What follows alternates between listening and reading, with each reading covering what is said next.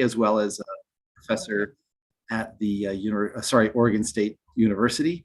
And Ben, take it away. Thanks. Excellent. Thank you very much, Josh. I'm going to just show a couple of slides real quick before we get started with our session. So hopefully folks can see this. I ripped off this picture from the PI so they get the intellectual property for this particular schematic. But what I want to get across as well as possible is that the geologic forcing, or the inputs into these cascading hazards or multi-hazard models, are critically important to get correct. And so, we start at the geologic forcing. Today, with this workshop, we're particularly focused on earthquakes. As we move ahead on this center, we would like to bring more people into this tent. Think about things like eruptions as we try to build out and understand how we're going to create best practice, best science models for these cascading hazards.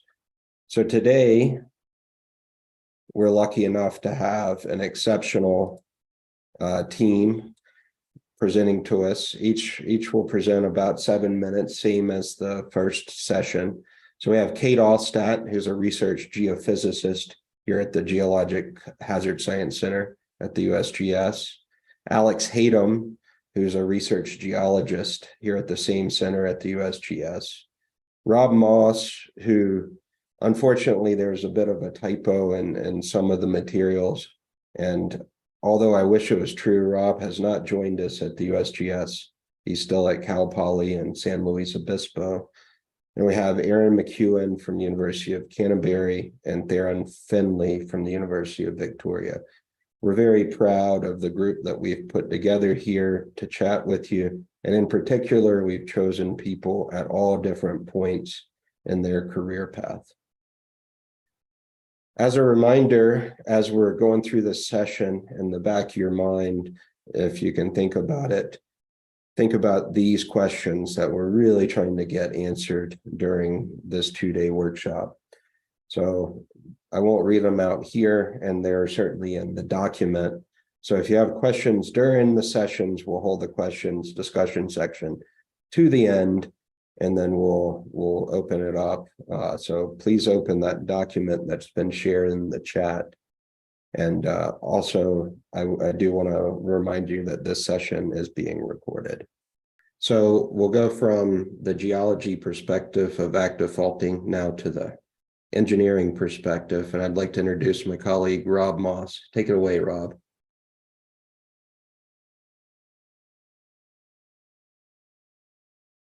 Hey. Presentation look good? Yeah, you're not in presentation mode yet, but I think, yes, there we go. Perfect. Okay, thank you, and thanks for having me. So yeah, back to the engineering side of things.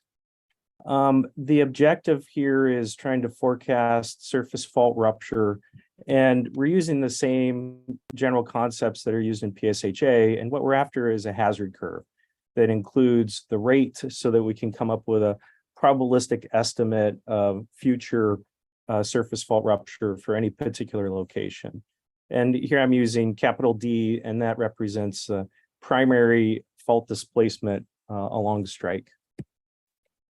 Some examples of the issues that we're dealing with. Here are some pictures from our recent gear reconnaissance where you have surface fault rupture interfacing with engineered facilities.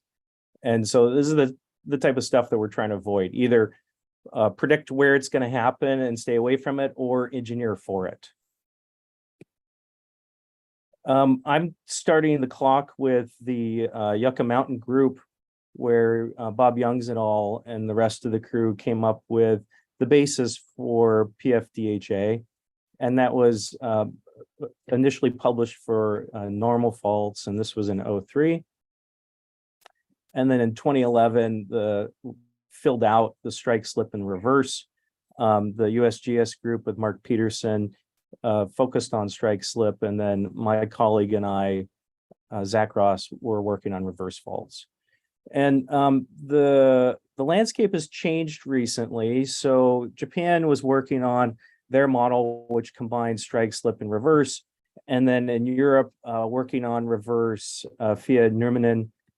But more recently, and this has been over the last, I guess it's 3 years now, the FDHI working group. And so the approach here, which is similar to the NGA approach, was to come up with a vetted combined database and then field a bunch of teams to tackle it and come up with models.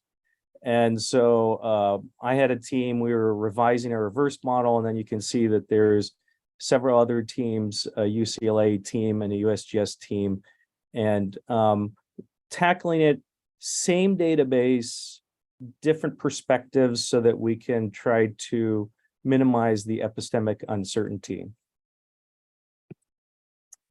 Now, I'm focusing on a statistical probabilistic approach. There's other approaches. Of course, you can take a deterministic approach, which has been what people have been doing for decades. There's elastic equations out there that are not terribly useful for forecasting. Young's presented a different approach in their modeling that you could use other than PFDHA. More recently, Wang and Goulet have what is called a dynamic rupture model. I'm showing a figure from that, which I think shows a lot of promise. And then there's some other newer models out there. There's one recently that I saw that uses a stochastic source and elastic equations. This was just a quick sampling of other approaches to modeling surface fault rupture. The components that we cobble together to end up with this hazard curve, here I'm showing a simple PFDHA integral where we're trying to get the annual probability of exceedance of some displacement. And so we've got the rate of earthquakes. We've got probability of exceedance for magnitude, and typically we use a truncated exponential there. And then this one pertains more to reverse events, but the probability of the rupture actually reaching the ground surface. So the null would be a blind event, and usually we use a logic function for that.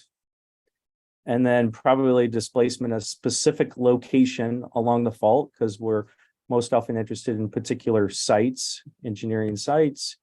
And then we scale it, and the scaling is either as a function of maximum or average displacement, or we could be looking at distributed or off-fault displacement, which is where all the models are going, is including off-fault displacement, whereas say my 2011 model was only focused on fault crossing or big D displacements. So some applications here. This one was from our 2011 study, and I'm showing a local fault, local to me. I'm in central coast of California in San Luis Obispo, and one of our local faults is the Los Osos Valley Fault. And this is a class B fault. It's kind of a sleeper, but it gets a lot of press because we've got Diablo Canyon is right there, and then we've got the 101, and there's other infrastructure that this fault interfaces with. And we just happened to use it because it's our local fault, and we stuck it into our study. And here you see the outputting hazard curve. And it turns out that at the same time, or soon thereafter, there's an overpass that Caltrans was replacing. And here I'm showing the 10 and 50 and the 5 and 50 hazard response from these curves. And the unwritten rule at Caltrans is that you can use a static bridge design if you have displacements less than 2 feet. And so this study fed right into that, and they could use the off-the-shelf design and move forward without having to accommodate large displacements. More recently, the energy market in Europe is changing dramatically, where Germany's going green and trying to get rid of the dirty coal, and France is moving towards more nuclear, and other countries like Turkey are building more nuclear. And so we've been working with the IAEA to benchmark these studies so that people can use them with confidence when they're building large energy facilities. The big goal of the FDHI working group was to develop multiple models so that we can incorporate them into logic trees to try to minimize what is a large amount of epistemic uncertainty. And I think we're there, and you're going to see all these models rolling out in the next 6 months to a year. And I'm going to end early and keep the session moving along. Thanks for your time. Thanks, Rob. So I'm going to turn it over to Josh Roaring for a quick announcement. Right.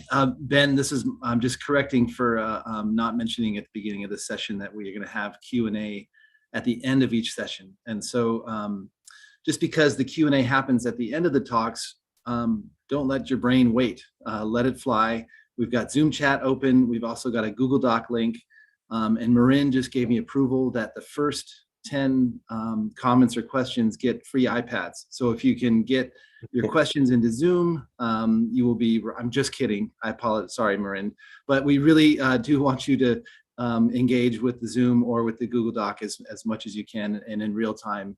We've already got some good questions coming in with these great talks. So please let it out there. We really want to have it be as much input as possible. And thanks, Ben. I'll bring it back to you. Excellent. So let's keep it moving along. And so our next speaker is Erin McEwan from the University of Canterbury.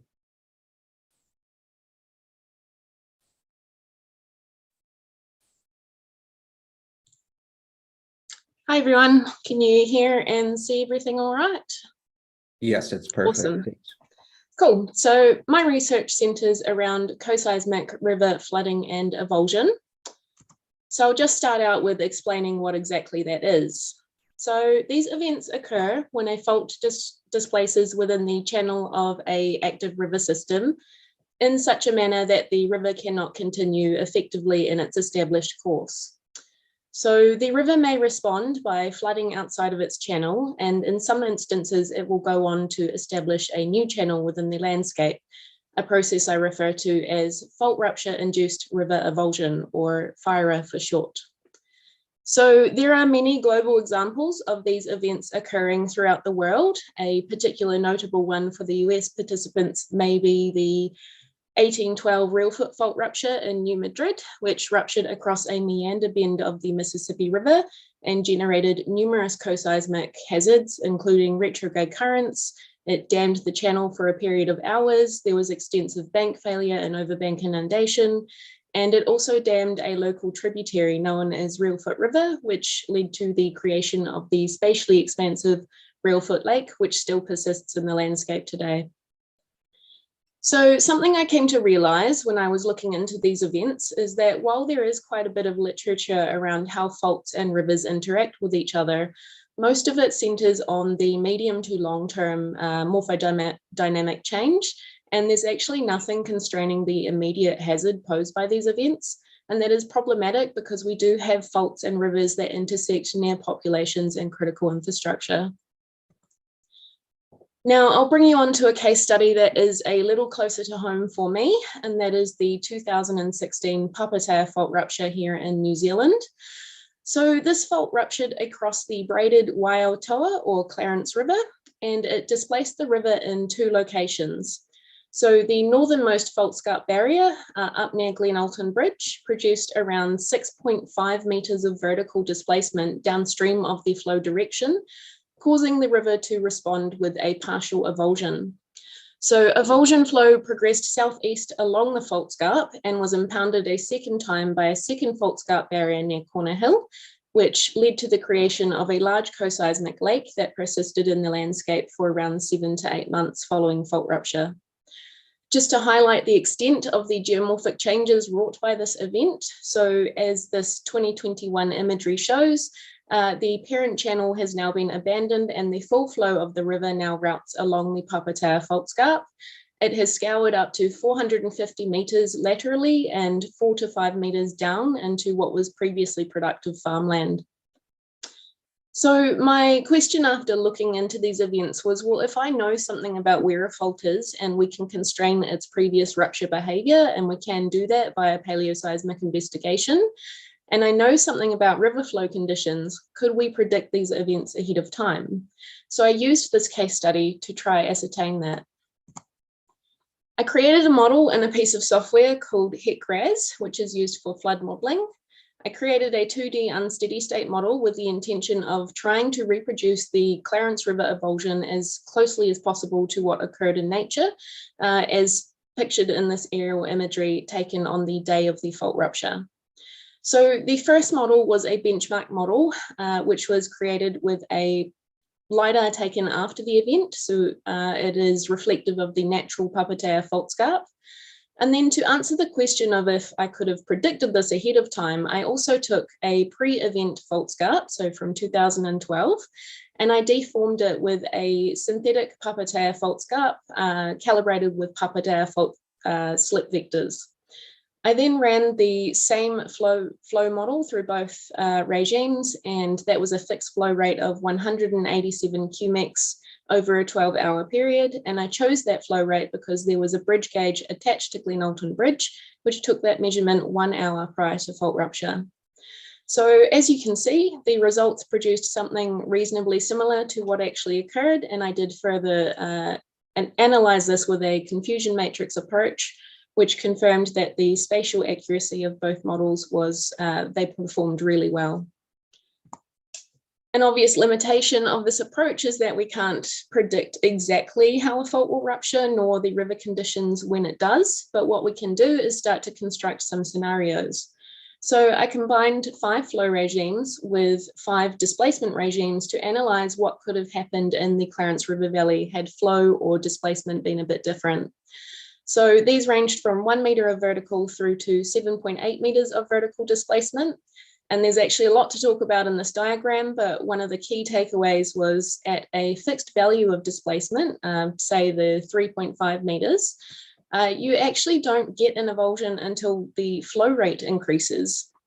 And that's a really important point for hazard management, because that means you can have these events and they can prime a river system for an avulsion later as flow rate increases. And so that means you don't need to just worry about the day of the event. You need to be worrying about the 2 days or the 2 weeks after. Now we are working on developing a regional fire indicator, which can basically be used to find sites where fault throw and river conditions may combine to enhance the vulnerability of these events occurring ahead of time, and that may provide a path forward to selecting sites where you can apply site-specific flood modelling. This is a work in progress, however. And I'm almost out of time, so I'll wrap it up there, but I just wanted to highlight that these are a unique earthquake multi-hazard that is currently not considered in earthquake response, even in locations where faults intersect rivers. And that's really important that we do, because these events are capable of generating rapid, unexpected, and prolonged changes in flooding patterns of rivers that can be permanent in nature. But this modelling methodology does provide a way to start looking at and assessing that hazard ahead of time. Thank you. Excellent. Thank you very much, Erin. I will mention it's just past 4:30 in the morning in Christchurch, so I think Erin deserves one of those iPads. So next, we'll keep it rolling, and we'll present we'll introduce our last speaker for this session. As a reminder, keep the questions rolling in the chat or in the document. So I'd like to introduce Theron Finley from the University of Victoria.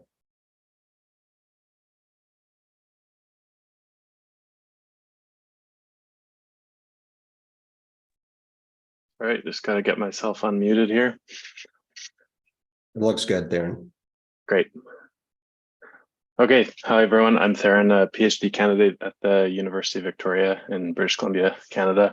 I'm going to share some work myself and collaborators listed here have been doing to characterize seismic hazard from crustal fault sources here on Vancouver Island. I'll start with an overview of the tectonic setting. Our study area is on the southern end of Vancouver Island here in the Cascadia Forearc. That's the linear region between the outer coast and the volcanic arc along the Cascadia subduction zone. And in this region, most research focuses on the hazard of the subduction megathrust earthquake, but a lesser appreciated hazard is presented by upper plate crustal faults, which take up some portion of the strain between the subducting and overriding plate. And these faults, especially up in the Pacific Northwest, are very difficult to identify and study for a variety of reasons. They generally have low slip rates, less than 0.5 millimeters per year. Instrumental seismicity, which is shown the red dots on this map, don't really align well with fault planes. Geodetic GNSS networks are largely overwhelmed by the interseismic locking signal of the megathrust fault, which is shown by these blue velocity vectors on this figure here, largely towards the northeast. And thus we can't resolve fault slip rates across individual faults, even with dense networks. And fault scarps are obscured by dense vegetation and are not really well preserved due to the recent pervasive glaciation of this area. So in order to understand the seismic cycle of these cryptic crustal faults, we have to use paleoseismic techniques to investigate them in more detail. And that often starts with LiDAR acquisition. So the image on the right here shows a suburban neighborhood 10 kilometers from the capital of BC, that's Victoria. And when we strip away the vegetation, we discover this distinctive linear escarpment. We refer to this as the Halakalik Elk Lake Fault, cutting across this north-south oriented drumlinoid ridge, which is about 12,000 years old. And we can get more information about this feature by digging a paleoseismic trench, which we did right at this site here. So we excavated the trench, which is shown in this picture here, and the stratigraphy and the structural features within that trench are mapped onto an orthomosaic image, which is shown in this panel here. And the interpretation of the various layers really takes many days and many eyes, numerous geologists spending time in the trench, marking up the major units in the wall before producing this final map shown on the second panel. And in this particular trench, I want to draw your attention to units EB2, which is this light tan color, and EB3, which is this orange lenticular unit. EB2 is a glacial-marine clay, and it's folded and faulted, indicating that it predates the most recent earthquake that is recorded in this trench. And in particular, if we zoom into this little square here, we see a small, shallowly dipping reverse fault observed at the base of this trench. Above EB2 is this orange lenticular unit, which contains fragments of EB2, and we interpret this to be a so-called colluvial wedge, which developed after deformation as a result of the scarp degrading and eroding. And so we collect numerous radiocarbon samples, plant fragments, charcoal, etc., which are shown on this map with the yellow dots, with a particular focus on these two units. So our trench only contains evidence of one earthquake.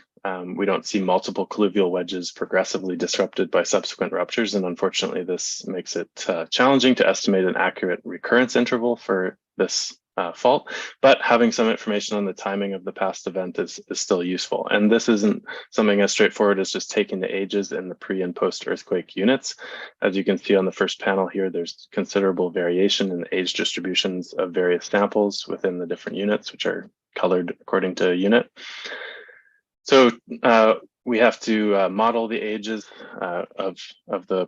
model the potential age of the earthquake. And so to begin with, we trim the set of dated samples to those that make logical sense.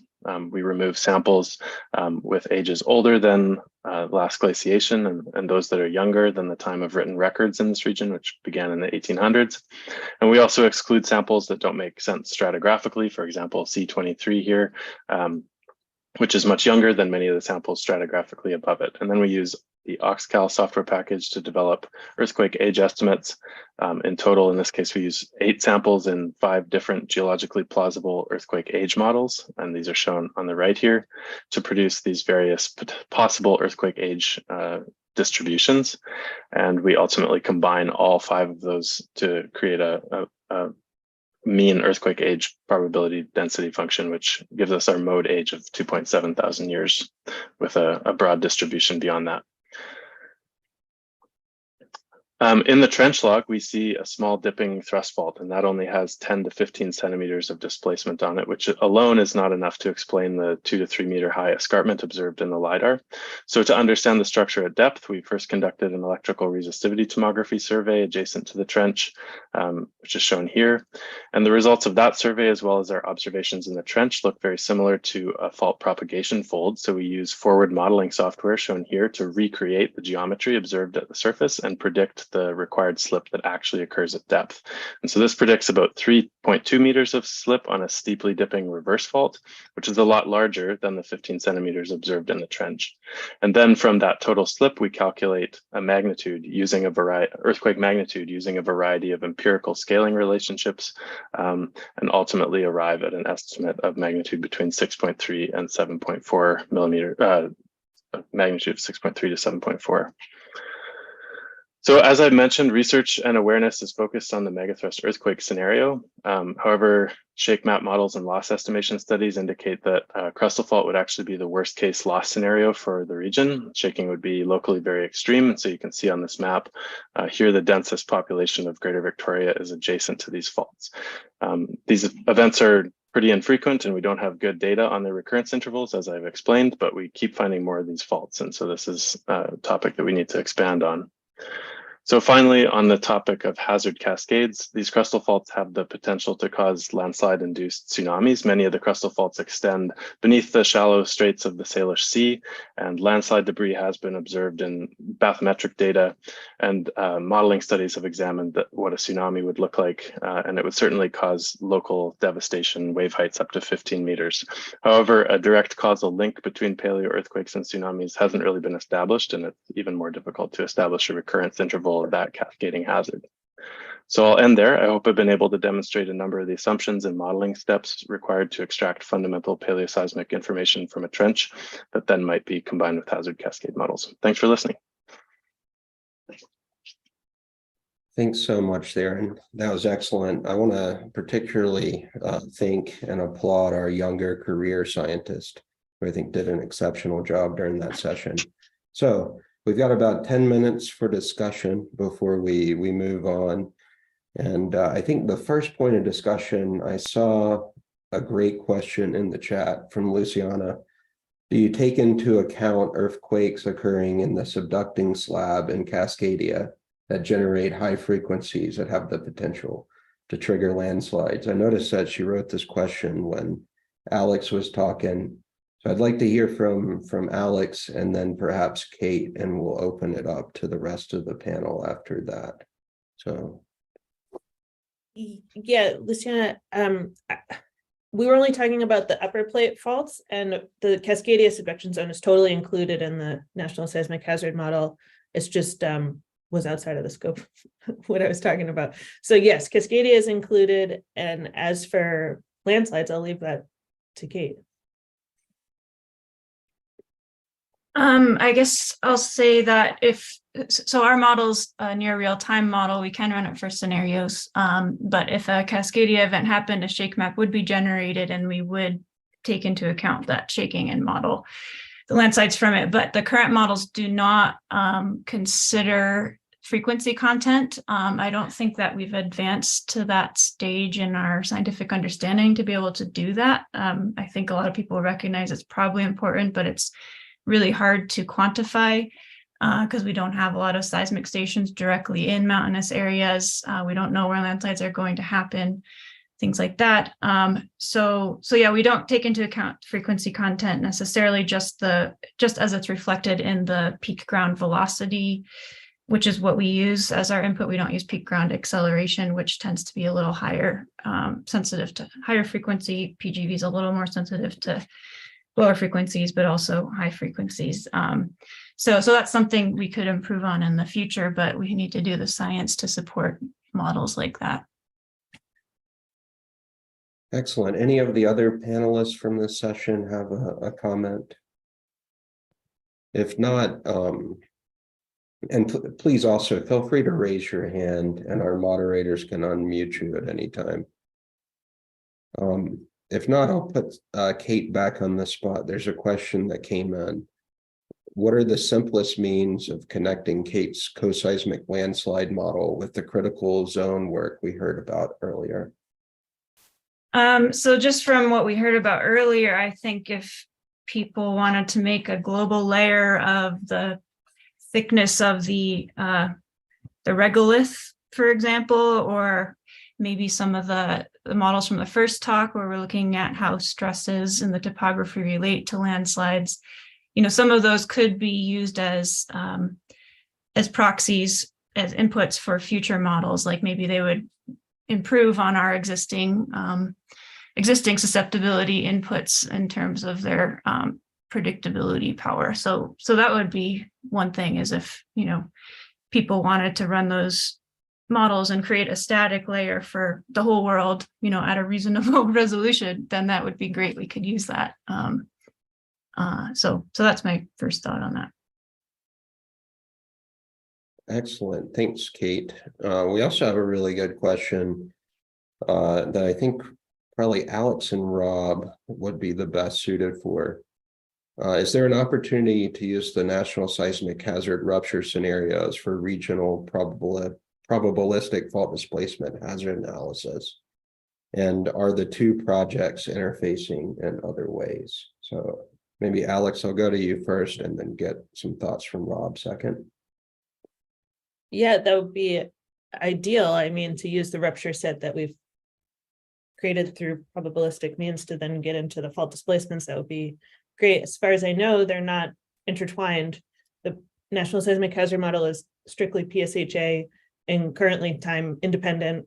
And it doesn't at all focus on fault displacement hazards. But I don't know, Robb, do you ever take the rupture set that was generated from NSHM and use that in your analysis?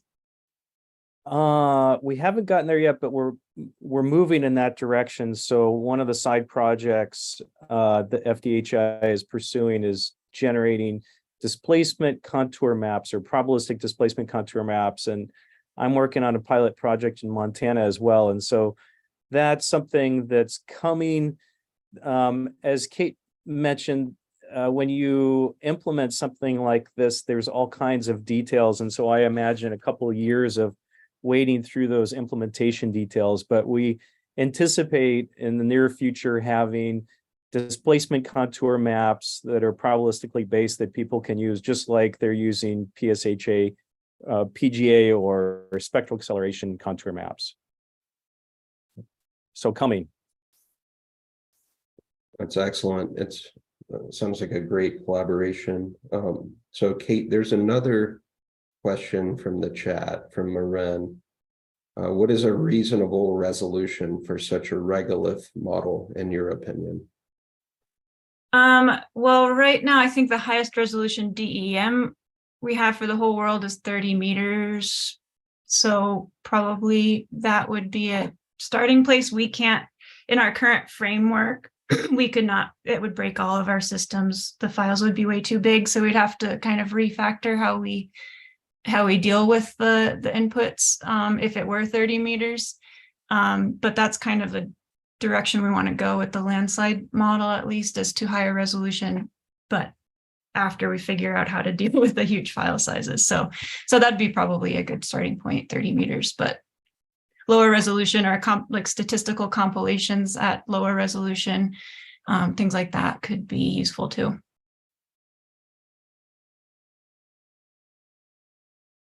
Excellent. I think one of the questions that we haven't really touched on much yet is what modeling areas need attention and what are the central knowledge gaps. And so I think, we've had a number of speakers here and talking about different topics, albeit very similar threads. And for the geologic forcing, I think it's very important to try to get that modeling correct up front, because that's going to plug directly into the landslide models or the fire models, eventually debris flows, so on and so forth. So are there any thoughts either from the panelists or from the broader audience about getting these geologic forcing models into such a state that we can connect them to landslides or fire or other models down the stream.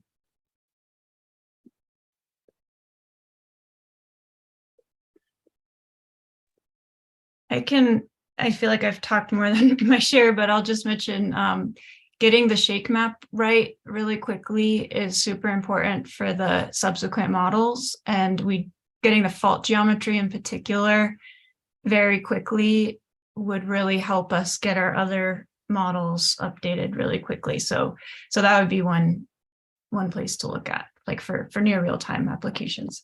So I'll let someone else talk now. Yeah, I know that was critical for Turkey most recently. Kate, any other thoughts on that topic?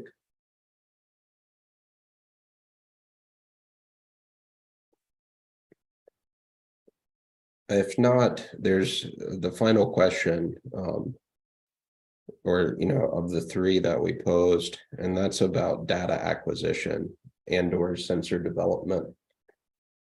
So it might be nice. I know Robb just returned recently from the field doing post-earthquake recon in Turkey. Robb, do you have any thoughts on, data acquisitions in terms of surface fault rupture that would be very helpful to then put into models of landslides or other hazards? Well, I mean, full coverage LiDAR would be great, but that's cost prohibitive. So the backstop is drone flying and getting structure for motion. And that's what we're doing on the Eastern Anatolian Fault right now, is making sure we fly all of the strands and do structure for motion, because the cost there is reasonable and it's doable within a short time frame. And a lot of people have that equipment. And I imagine that applies to landslides and river avulsion as well, is that on the cheaper end is the structure for motion, and the equipment is much easier to mobilize and get in the air. Excellent. And how about from your side, Alex? I know you deal with the geology side. Any thoughts on that? I think we all agree structure for motion, but ideally LiDAR if we're really trying to sharpen the pencil. Any other thoughts, Alex? Yeah, I mean, LiDAR would be great, but obviously not possible everywhere. But like Theron wouldn't be able to do his work without LiDAR, that's for sure. Having any sort of good high quality imagery and topography would be great. Of course, we can do our best to map the faults before the earthquake happens. Like Kate's saying, we need the fault geometry to improve the shake map. And in the case of Turkey, actually did rupture almost perfectly along predefined faults. But there are plenty of examples where that doesn't happen. And we're doing our best to close the gap between getting, all of the faults that we can possibly identify in the landscape into some database, but there's always going to be some earthquake that happens on a fault that we didn't quite know was there. So that's always going to be a challenge, but I do think we're closing the gap of identifying all the faults that we possibly can, doing a good job of scouring all the imagery that we have access to and all the old geologic maps, and just trying to make a better compilation. Excellent, thanks. Maybe in our very short remaining time, I'll check and see if there's any closing thoughts from the panelists, particularly from Erin or Theron, who we haven't heard from.